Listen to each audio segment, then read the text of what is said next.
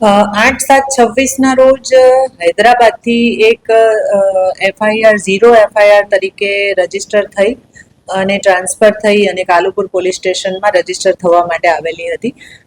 CP સરની મંજૂરી લઈ અને આ એફઆઈઆર કાલુપુર પોલીસ સ્ટેશનમાં રજીસ્ટર કરવામાં આવેલી હતી અને એની અંદર પૃથ્વીરાજ કોઠારીના નામથી એક રોહિત જૈન કરીને ફરિયાદી છે, એમની સાથે 75 લાખની છેતરપિંડી આંગડિયા પેઢી મારફતે થયેલાની હકીકત પ્રસ્થાપિત થયેલી હતી.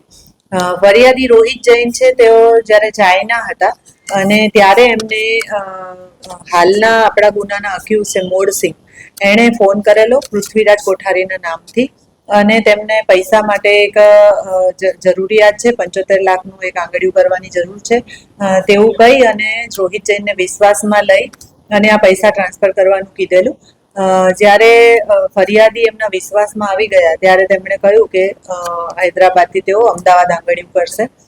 આ વખતે જે મોડસિંહ છે એનો સાથીદાર જે બાબુલાલ જૈન તરીકે નામ ધારણ કરી અને આર ગણેશ આંગળિયું જે કાલુપુરમાં છે ત્યાં જઈ અને 75 લાખની ડિલિવરી લઈ લે છે અને ડિલિવરી લઈ અને ત્યાંથી નીકળી જાય છે. વચ્ચે એક બીજો પણ માણસ હોય છે અશોક જૈન.